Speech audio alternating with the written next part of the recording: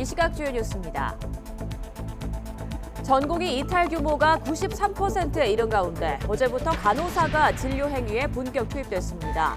반발 움직임을 보이는 의대 교수들의 집단 행동 여부는 오늘 총회에서 가려집니다. 국민의힘이 16년 만에 처음으로 전국 254개 모든 지역구에 후보를 내기로 했습니다. 민주당은 통합선대위 구성을 고민 중인데 공동선대위원장으로는 이해찬 전 대표와 김부겸, 정세균 전 총리 등이 거론됩니다.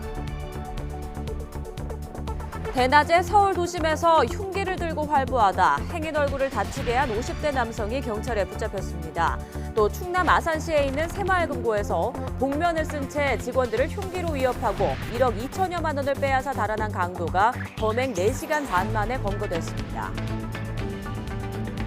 찬바람이 불면서 막바지 꽃샘추위가 찾아온 가운데 오늘은 어제보다 더 춥겠습니다. 꽃샘추위는 내일 오전까지 이어지겠습니다. 시청자 여러분 안녕하십니까? 토요일 굿모닝 YTN 시작합니다. 의대 증원에 반발하는 전국의 의대 교수들이 사직서를 내는 사례가 이어지는 가운데 국내 최대 규모 병원인 아산병원 교수들도 사직서 제출에 의견을 모았습니다. 이른바 빅5 병원 교수들의 연대 움직임 속에 오늘 열리는 전국 의대교수협의회 총회가 의대교수 집단 행동의 분수령이 될 것으로 보입니다. 김평정 기자입니다. 울산대 의대 교수 비상대책위원회는 긴급 총회를 열고 모든 교원이 사직서를 내는데 합의했습니다. 병원을 이탈한 전공의에 대해 정부가 행정조치에 들어가자 반발한 것입니다. 울산의대는 국내 최대 규모인 서울 아산병원을 포함해 울산대병원, 강릉 아산병원을 수련병원으로 두고 있습니다. 실제로 사직서 제출이 이뤄지면 이들 병원에서 진료 차질 확대는 불가피할 전망입니다. 울산의대 교수 비대위는 또 빅5 병원 교수들과 연대해 의대생과 전공의가 안전하게 복귀하는 데 힘을 합치겠다고 밝혔습니다. 서울대 의대 교수 비대위 역시 다음 주 총회를 열어 대응 방안을 논의할 예정입니다.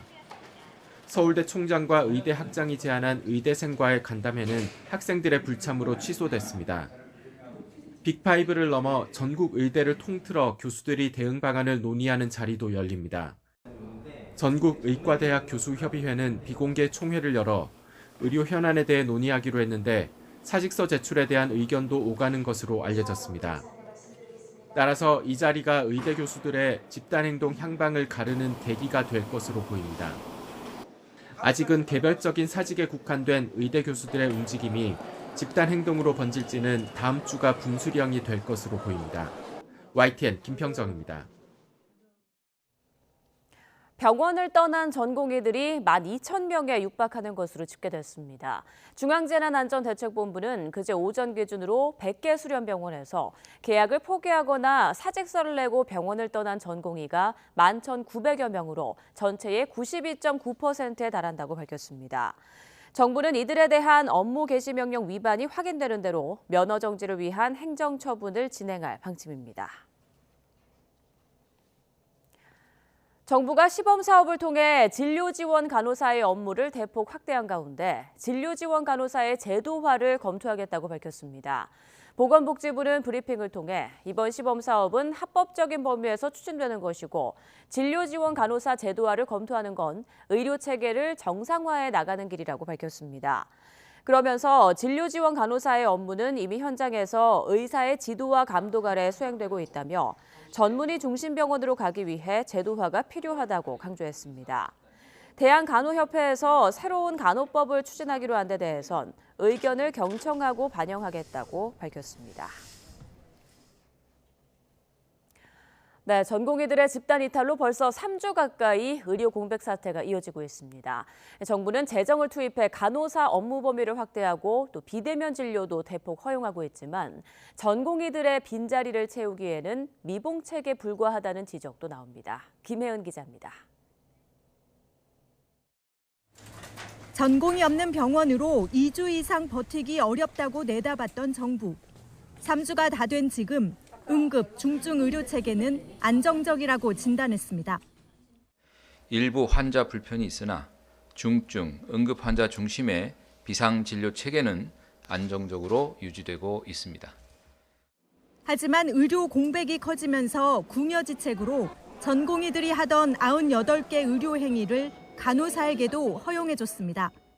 봉합수술과 튜브 삽관, 전신마취나 중환자의 기관 삭감부터 응급약물이나 마취제도 투여할 수 있도록 한 겁니다.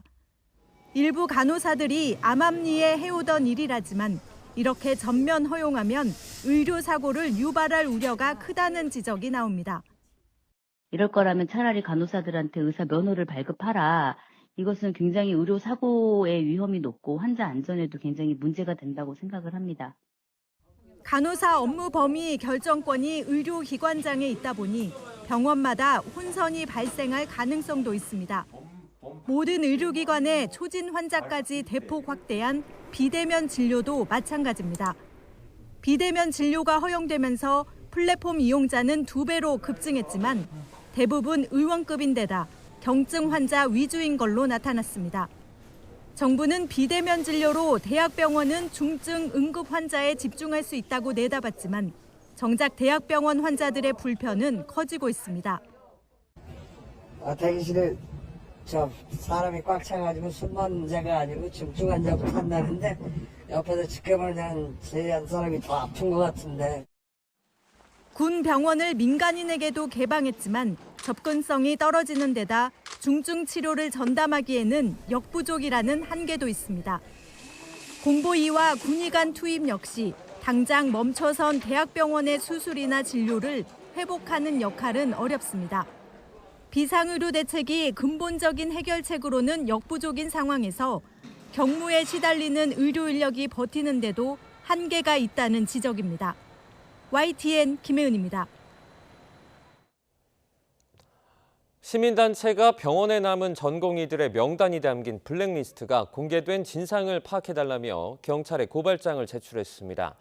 서민민생대책위원회는 어제 대한의사협회 관계자와 불상의 개인정보 공개자 인터넷 커뮤니티 메디스태프 대표를 정보통신망법 위반과 명예훼손 등의 혐의로 고발했습니다. 단체는 블랙리스트 작성자가 전공의 개인정보를 공개해 명예를 훼손했고 커뮤니티 운영진이 게시글을 방치해 명예훼손에 일조했다고 지적했습니다. 또 의협이 이를 지시했을 것이란 합리적인 의심이 든다고 주장했습니다. 대한의사협회는 의사단체가 블랙리스트 작성을 지시했다는 문건은 허위라며 작성자를 고소하기로 했습니다. 의사협회 비상대책위원회는 해당 글에 게시된 문건은 허위며 대한의사협회 회장 직인이 위조된 것임을 확인했다고 밝혔습니다.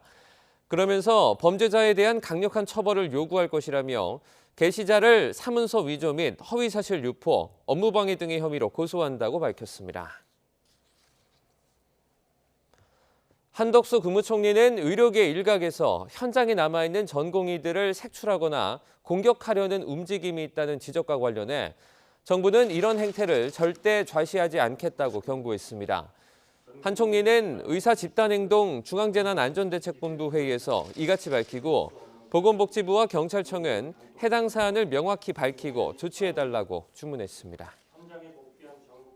네, 총선 관련 소식 보겠습니다. 국민의힘이 경기 용인을의 영입인재인 이상철 전 지상작전사령부 참모장을 또 경기 부천갑엔 부천을의 공천을 신청했던 김복덕 전 국민의힘 재정위원회 수석부위원장을 각각 우선 추천, 즉 전략 공천했습니다. 또 약세 지역인 전남 여수을엔 김희택 전남도당 대외협력위원장을 단수 공천했습니다. 당 공천관리위는 어제 이 같은 내용 등이 담긴 선거구 5곳의 공천 심사 결과를 발표했습니다.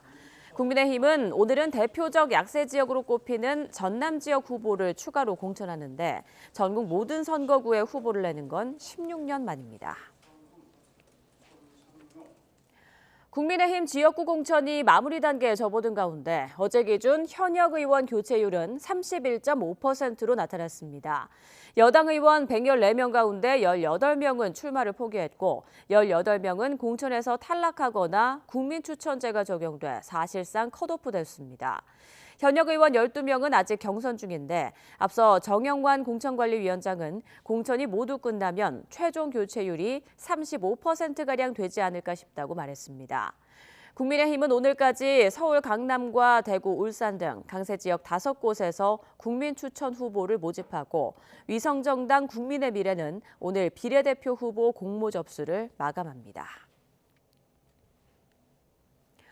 비교적 잡음 없이 진행되던 국민의힘의 공천 과정이 막바지에 이르러 일부 파열음이 새어나오고 있습니다. 특히 공천 초반 화두였던 현역 교체율이 4년 전 총선에도 미치지 못하는 데다 그나마 교체된 현역들은 비윤계 인사들이 상당수입니다. 이종원 기자입니다.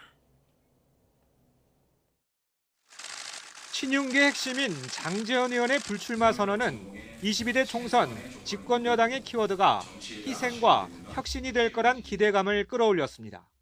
부족하지만 저를 밟고 총선 승리를 통해 윤석열 정부를 성공시켜 주시길 부탁드립니다. 당 지도부도 기회가 있을 때마다 이 같은 전망에 힘을 실었습니다. 승리하기 위해서 더 적극적으로 헌신해야만, 많은 사람이 헌신해야만 그것이 국민의힘의 승리의 길이라고 생각합니다. 하지만 지역구 후보 공천이 구분 능선을 넘은 지금 현역 의원 교체율은 4년 전 총선에도 미치지 못하고 있습니다. 남은 경선 결과 등에 따라 최종 교체율은 조정되겠지만 공관위조차 35% 선을 넘지 않을 거로 예상합니다. 21대 총선보다 10%포인트 가까이 떨어진 수치입니다.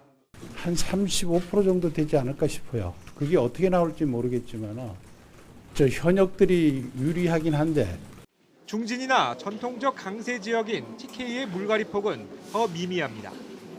국민의힘 소속 3선 이상 32명 가운데 20여 명은 일찌감치 공천을 확정지으며 중진 불패란 말이 나왔고 스스로 불출마를 선언한 의원들을 제외하면 컷오프된 중진은 손에 꼽을 정도입니다.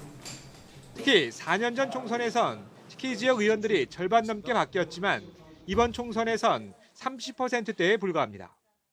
인위적으로 교체를 하지 않았다고 좀 말씀하시는 것은 적절치 않고 총선 경선 최종 결과까지 다 보시고 평가해 주셨으면. 그나마 막바지 공천에서 잇따라 나온 현역 의원들의 탈락은 대부분 비윤계에 집중돼 이미 본선행을 확정한 친윤계와 극명한 대비를 이뤘습니다. 시스템 공천이 아니라 누군가 특정인을 경선 배제를 하기 위한 불공정한 시스템으로. 공천 심사 막판 시스템 공천 취지를 스스로 무색하게 한 발언과 결정도 잇따랐습니다. 박근혜 전 대통령의 최측근을 경선 없이 단수 공천하면서 현역 의원을 컷오프한 배경에 정무적 판단이 있었다고 밝힌 게 대표적입니다. 공천 배제 반발에 재배치 검토를 없던 일로 하고 계산기처럼 공천하면 공관위가 불필요하다고 한 언급 등도 논란을 일으켰습니다. 시스템 자체에 대해서 의문을 제기하고 부정하는 부인을 재배치할 필요는 없겠죠. 고용은 최소한의 기강을 전제하는 겁니다. 일부 강세 지역 공천을 차일피일 미루다 국민 추천제를 적용한 걸 두고도 변형된 전략 공천일 뿐 결국 새 얼굴 발굴에 실패한 걸 자인한 것으로 보는 시선 역시 상당합니다. 4월 총선 대진표 빈칸은 거의 다 채워졌고 선대위 체제 전환을 앞두고 있습니다. 최근 여당 지도부 발언에선 민주당 공천 갈등을 의식한 상대적 자신감도 느껴지는데 이제 본선에서 유권자의 평가를 받을 일만 남았습니다. YTN 이종원입니다. 더불어민주당은 4월 총선 광주 서구을 후보로 양부남 당 법률위원회 공동위원장을 확정했습니다. 강민정 중앙당 선거관리위 부위원장은 어제 양 위원장이 김광진 전 광주시 문화경제부시장, 비례대표 김경만 의원과의 3자 경선에서 승리했다고 발표했습니다. 부산 고등검찰청장 출신인 양 위원장은 이재명 대표 체제에서 법률위원장을 맡아 이 대표의 사법 대응 전반을 관리했다는 평가를 받습니다. 더불어민주당이 이르면 다음 주 선거대책위원회를 출범하고 본격적인 선거운동 체제로 전환할 방침인 가운데 선대위원장 인선이 주목됩니다. 민주당 지도부는 공천심사 과정에서 친문 비명계와 계파 갈등을 겪은 만큼 선대위는 통합의 방점을 찍는 인선안을 구상하고 있습니다. 당 일각에선 이해찬 전 대표와 정세균, 김부겸 전직 총리들이 위원장을 맡는 공동선대위 체제가 거론되고 있는데 당 핵심 관계자도 큰 틀에서 논의되고 있는 기조는 같다고 설명했습니다. 또 서울 중성동갑 공천을 신청했다가 컷오프가 된 뒤 결국 당에 남기로 한 친문계 핵심 임종석 전 대통령 비서실장이 선대위에 합류할지도 주목됩니다. 더불어민주당은 총선 공천 과정을 거치며 비명멸족이라는 말이 회자될 만큼 계파 갈등의 골이 깊었습니다.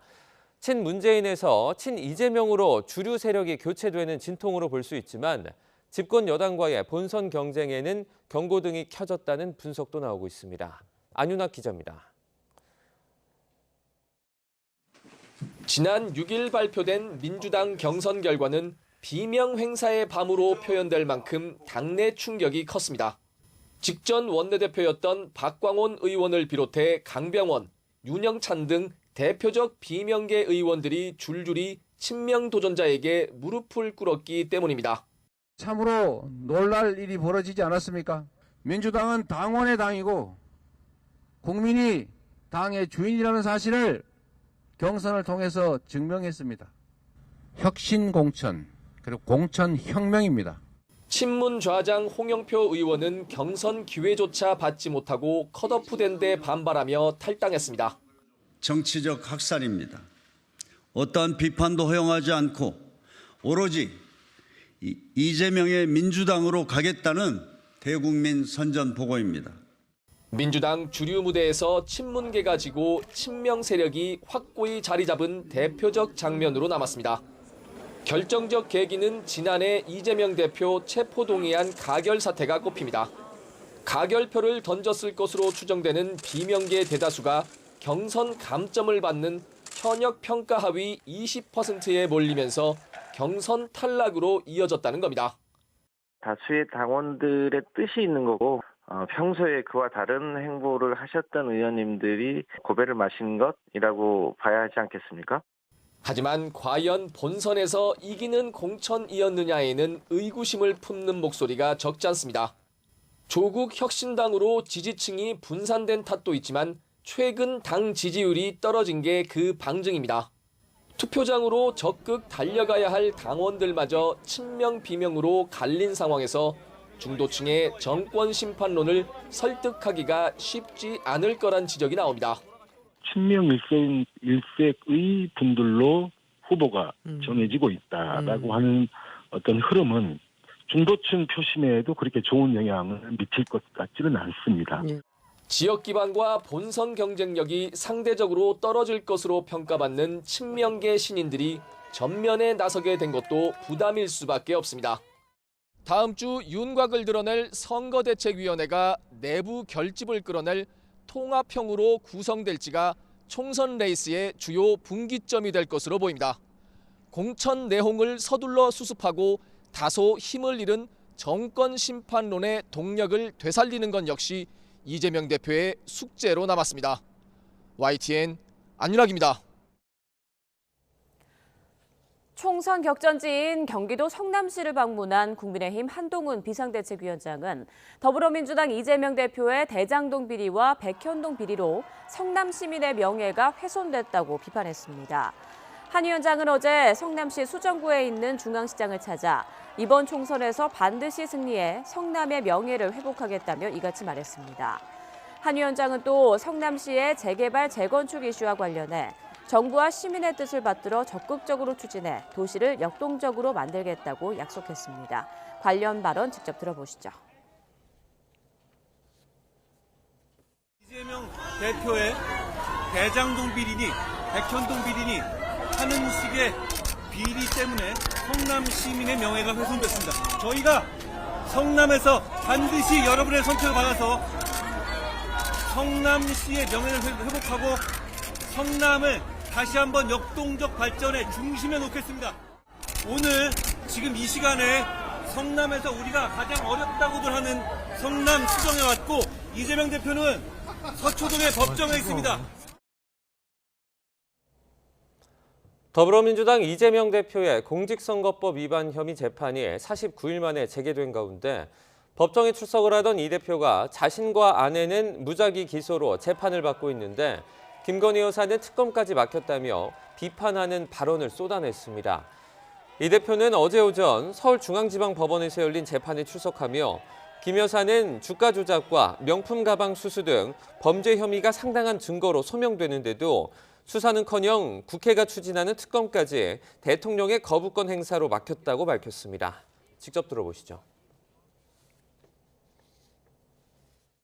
대통령의 부인은 주가 조작, 디올백 수수 이런 명백한 범죄 혐의들이 상당한 증거에 의해서 소명이 되는데도 수사는커녕 국회가 추진하는 특검까지도 대통령의 거부권 행사로 막고 있습니다. 제 아내는 7만 몇천 원 밥값 대신 냈다는 이상한 혐의로 재판에 끌려다니고 국민들께서 이 불공정과 이 무도함에 대해서 이번 총선에서 심판하실 것으로 믿습니다. 또 더불어민주당 이재명 대표는 김건희 여사 방탄을 끝낸 국민의힘이 필요 없는 사람을 내치는 이른바 건생국팽 공천을 하고 있다고 주장했습니다. 이 대표는 당 최고위 회의에서 특검법 표결이 끝나니 여당 공천의 본질이 드러나고 있다며 이같이 말했습니다. 이 같은 이재명 대표의 발언에 대해서 국민의힘 한동훈 비상대책위원장은 그분은 말을 만들어도 재미없이 만든다며 한심하다고 깎아내렸습니다. 이어서 이 대표 측은 정진상 전 정무조정실장을 변호했던 김동완 예비후보가 민주당 서울 서대문갑 경선 기회를 받은 것을 부각하며 대한민국 역사 이래 이런 막장 공천을 본 적이 있느냐고 반문했습니다. 더불어민주당을 탈당한 뒤 이낙연 대표와 새로운 미래를 창당한 김종민 공동대표는 4월 총선에서 세종갑 출마를 선언했습니다. 김 공동대표는 어제 기자회견을 열고 대한민국의 중심 세종에서 흔들리는 중원의 민심을 결집해 기득권 정치 혁파, 민주주의 재건의 꿈을 반드시 이뤄내겠다고 밝혔습니다. 이어 기존 정치를 바꾸자는 열망이 가장 큰 곳이 충청이라며 노무현의 못다 이룬 꿈, 행정수도 완성은 반드시 이뤄내야 한다고 강조했습니다. 개혁신당 공천관리위원회는 어제 총선 지역구 후보 35명의 공천을 확정했습니다. 1차 공천 명단에는 경기 용인갑 양양자 원내대표와 남양주갑 조응천 의원, 서울 영등포갑 허은하 수석대변인 등 당직자들과 성남 분당갑 류호정 전 의원을 비롯해 수도권에서만 25명이 포함됐습니다. 공관위는 오늘 2차 지역구 공천 결과를 발표하고 다음 주엔 비례대표 신청자 면접을 진행할 계획입니다. 이천수 씨를 폭행하거나 협박한 남성 2명이 경찰에 입건됐습니다. 인천 계양경찰서는 사건 현장 주변 CCTV를 분석해 공직선거법상 선거의 자유방해 혐의 등을 받는 60대 A씨와 70대 B씨의 신원을 특정했습니다. CCTV 화면에는 A씨가 인천시 계양역에서 출근길 유권자들에게 인사하는 E씨에게 악수를 청하는 척 다가가 E씨의 손을 잡고 무릎으로 허벅지를 때리는 장면이 포착됐습니다. 또 다른 화면에는 B씨가 인천시 임하격 부근에서 한 손에 드릴을 든 채 E씨에게 다가가 위협하는 장면이 담겼습니다. 한 상가 건물 앞에서 기다리던 B씨는 원 후보와 악수를 한 뒤 E씨에게 다가가 가족이 사는 곳을 안다며 협박한 혐의를 받고 있습니다. 법무부가 해병대 최상병 사망 사건 수사 외압 의혹의 핵심 인물인 이종섭 전 국방부 장관의 출국 금지를 해제했습니다. 이 전 장관은 어제 예정됐던 시드니행 비행기를 취소하고 호주 대사 역할에 충실하겠다는 입장을 밝혔습니다. 홍민기 기자가 취재했습니다. 법무부가 이종섭 전 국방부 장관에게 내려진 출국 금지 조치를 해제했습니다. 해병대 최상병 사망 사건 수사 외압 의혹의 핵심 피의자로 지난 1월 고위공직자 범죄수사처가 출국을 금지한 지 2달여 만입니다. 출근길에 취재진을 만난 박성재 법무부 장관은 최근 이 전 장관이 이의 신청을 제기한 뒤에야 법무부도 출국 금지 사실을 알게 됐다고 말했습니다. 외부 위원이 참여하는 출국금지 심사위원회가 절차에 따라 처리할 거라면서도 사실상 출국금지 해제를 시사하는 발언을 남겼습니다. 개인적인 용무나 도주나 이런 게 아니고 공적인 업무를 수행하러 간다고 언론에서 봤습니다. 그래서 그런 것 다 감안해서 이 신청 업무를 처리하지 않을까 싶습니다.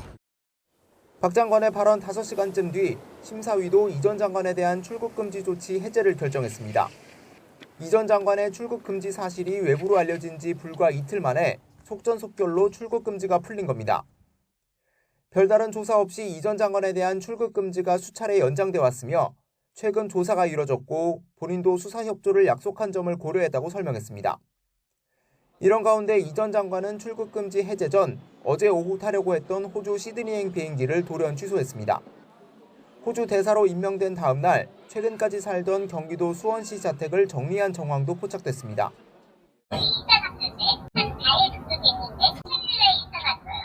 이 전 장관은 이어 일부 언론을 통해 수사 도피 논란에 대한 입장을 밝혔습니다.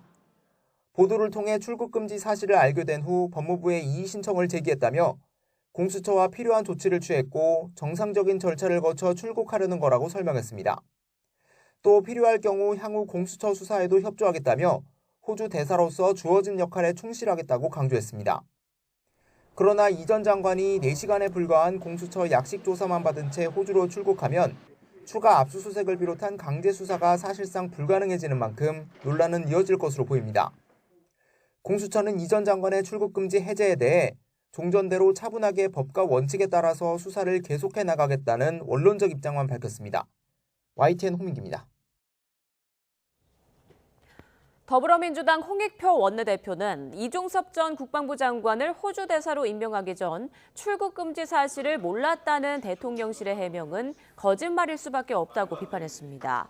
홍 원내대표는 어제 당 최고위원회의에서 대통령실이 출국 금지 사실을 몰랐다는 게 사실이라면 국가기관과 시스템이 무너진 거라며 이같이 말했습니다. 이어 인사검증 담당 부처인 법무부가 출국 금지도 하게 돼 있다며 결국 대통령 본인이 해병대원 사망 사건 관련 수사 외압을 은폐하고 주요 피의자 해외 도피를 주도한 거라고 주장했습니다. 국민의힘 한동훈 비상대책위원장은 대통령실의 해명에 대해서 출국 금지 사실을 알고 인사하는 상황은 아니었을 거라고 옹호했습니다. 한 위원장은 어제 경기 성남시에 있는 한 시장을 방문한 뒤에 기자들과 만나 출국 금지라는 것은 형사, 사법적인 절차이기 때문에 대통령실이 미리 알면 더 이상하다며 이같이 말했습니다. 다만 이 전 장관을 호주 대사로 임명한 것이 적절했는지에 대해서는 상세한 판단 경위 등을 알지 못해 자신이 평가할 문제는 아니라며 말을 아꼈습니다.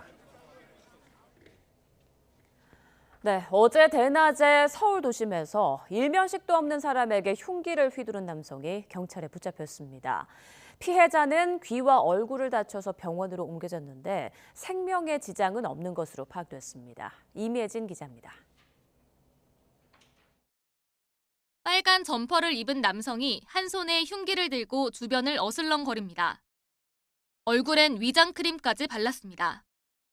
남성이 휘두른 흉기에 얼굴을 다친 피해자가 주변에 다급히 도움을 요청합니다. 길을 지나던 여성이 흉기를 든 남성을 보고 황급히 몸을 돌리고 건장한 남성들이 제지에 나서보지만 쉽지 않습니다. 젊은 남성이 배낭을 들고 막아보려 하자 이번엔 양손에 흉기를 쥐고 사람들 뒤를 쫓습니다. 50대 남성이 서울 수유동 거리에서 흉기를 든 채 난동을 부린 건 낮 1시 반쯤. 화단에 불을 지피려는 남성을 행인이 말리자 갖고 있던 흉기를 꺼내 공격한 겁니다.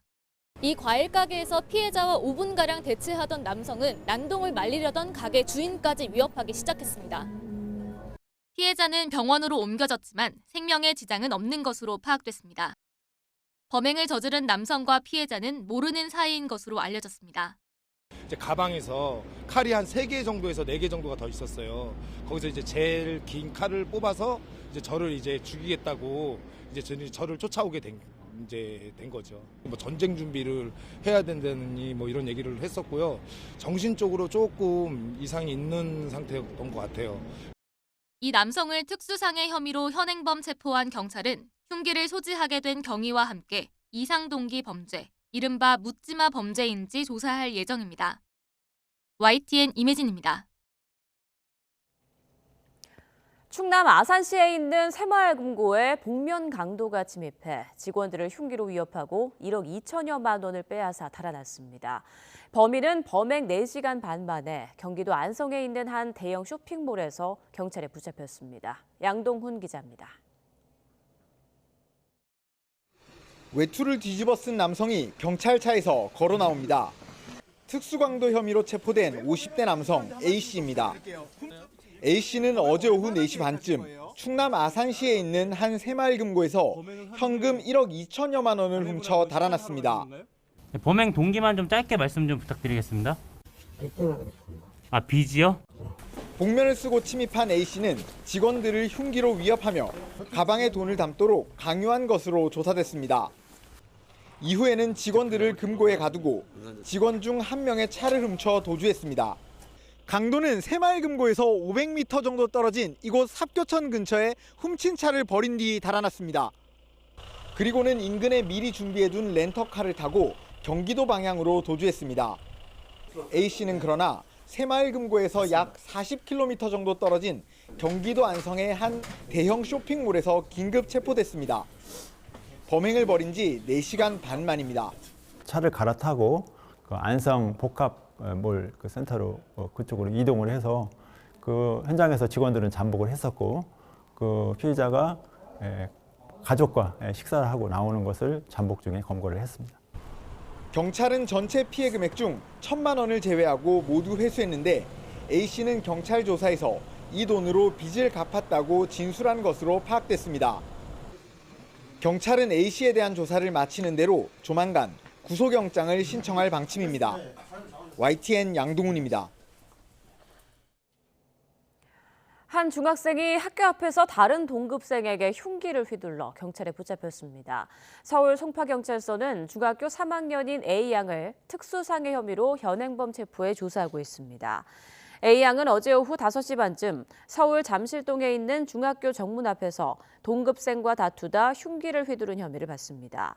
피해 학생은 즉시 병원으로 옮겨져 치료를 받았고 생명에는 지장이 없는 것으로 확인됐습니다.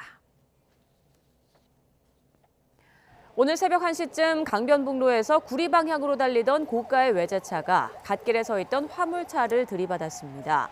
이 사고로 맥라렌 운전자 30대 남성이 크게 다쳐 의식을 잃었고 조수석에 있던 또 다른 30대 남성은 심정지 상태로 병원에 옮겨졌습니다. 4.5톤 화물차의 뒷부분을 박은 사고 차량은 형체를 알아보기 어려울 정도로 산산조각이 났습니다. 어제 오전 10시쯤 경기 고양시 일산 서구에 있는 폐차장에서 외국인 노동자가 작업 중 사고로 숨졌습니다. 가나 국적의 50대 남성 A씨는 안전장치를 착용하지 않은 채 화물 컨테이너를 지게차로 올리다 사고를 당한 것으로 조사됐습니다. 사고가 발생한 폐차장은 중대재해처벌법 적용 대상인 5인 이상 사업장으로 고용노동부가 작업 중지 명령을 내렸습니다. 봄 이사철을 앞두고도 부동산 시장의 매수 심리가 회복되지 않으면서 서울 아파트 전셋값이 10달 넘게 상승세입니다.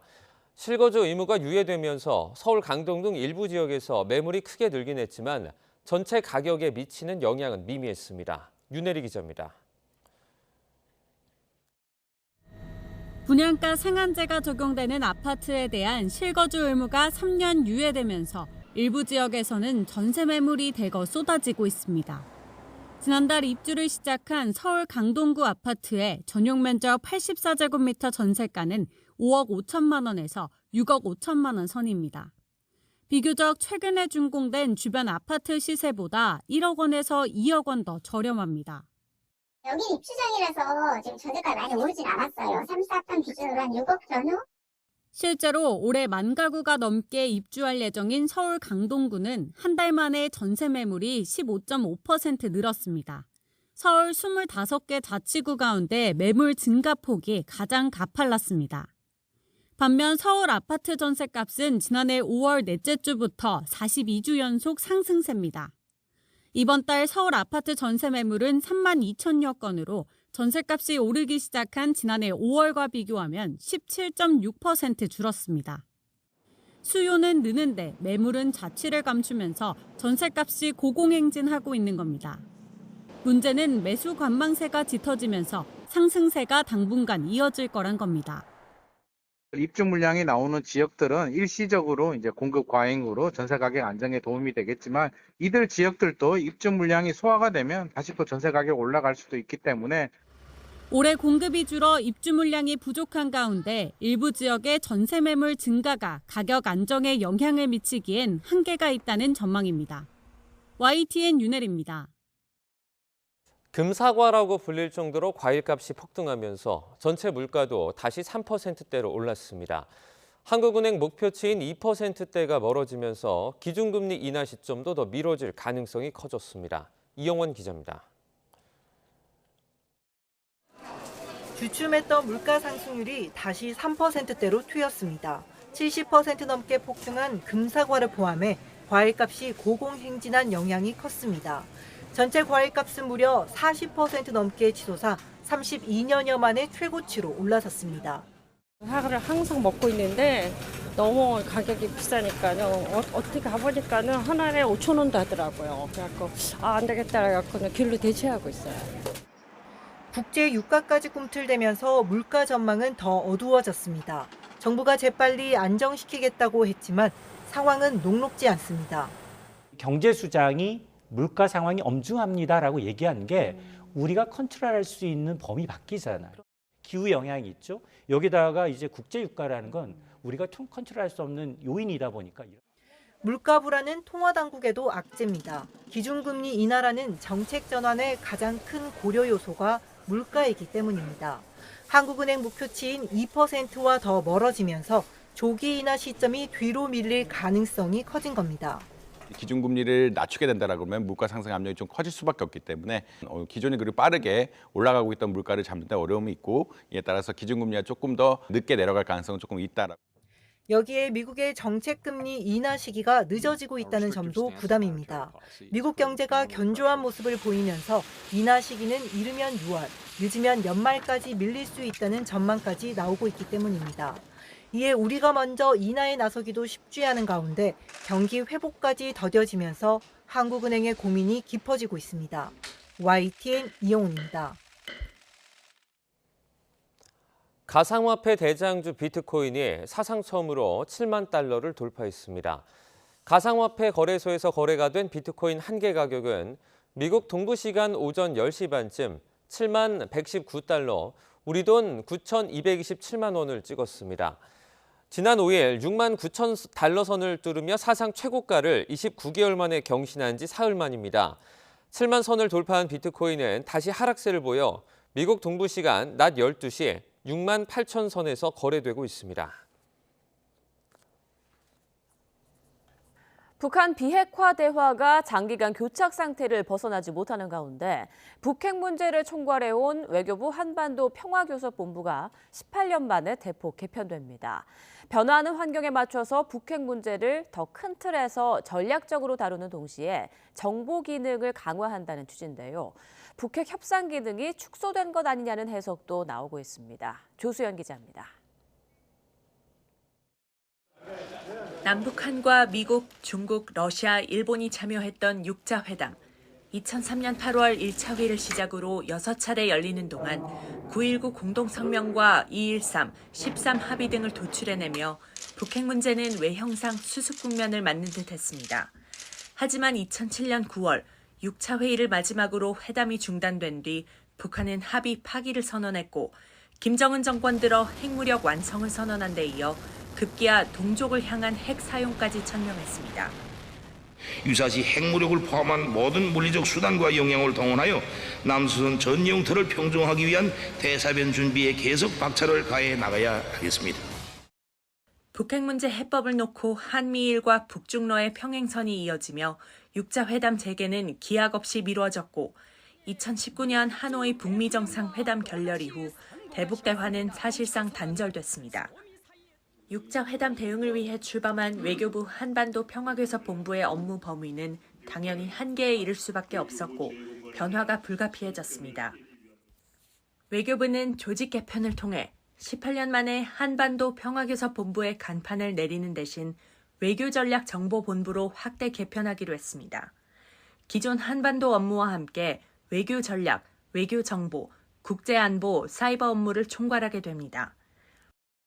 북한의 핵개발 능력을 차단하기 위한 자금줄 차단 노력, 거기에 관련된 사이버 관계, 관련되는 그런 여러 가지 분야가 굉장히 복합적으로 확대되고 있기 때문에 그것들을 아우르는 조직이 함께 들어와서 한반도 문제도 더 좀 포괄적으로 전략적으로 다루면서 앞서 지난해 기존의 교류협력국, 남북회담본부 등 4개 조직을 남북관계관리단으로 통폐합하면서 북한 정보 분석 기능을 강화한 통일부의 결정과 같은 맥락이라는 분석도 나오고 있습니다. 다만 향후 북한과의 대화 국면이 재개될 가능성이 있는 상황에서 북핵 외교에 대한 집중도가 떨어질 수 있다는 우려의 목소리도 있습니다. YTN 조수연입니다. 프로야구 시범 경기가 오늘 개막합니다. KBO 리그 10개 구단은 오늘부터 오는 19일까지 팀별로 10경기씩 시범 경기를 치릅니다. 지난해 우승팀 LG는 준우승팀 KT와 첫 경기를 치르고 류현진이 복귀한 한화는 삼성과 첫 시범 경기에 나섭니다. 올 시즌 프로야구에 처음 도입되는 자동 투구 판정 시스템 ABS가 시범 경기부터 첫 선을 보이고 베이스 크기 확대, 수비 시프트 제한도 적용됩니다.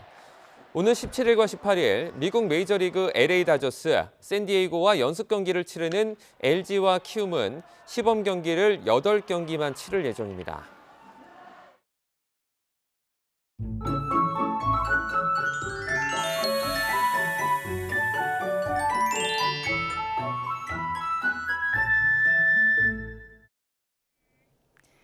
꽃샘추위가 이어지고 있습니다. 현재 서울의 체감 온도는 영하 4.5도, 대관령 영하 13도, 파주는 영하 6.4도까지 내려가 있는데요. 나가실 때 옷차림 든든히 해주시기 바랍니다.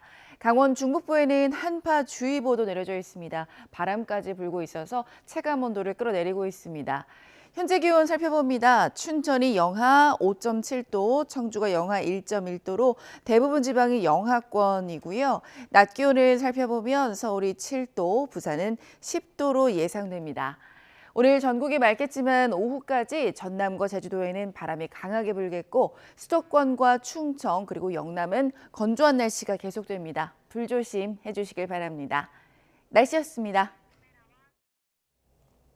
굿모닝 YTN 1부 마칩니다. 잠시 후 5시 50분 2부에서 뵙겠습니다.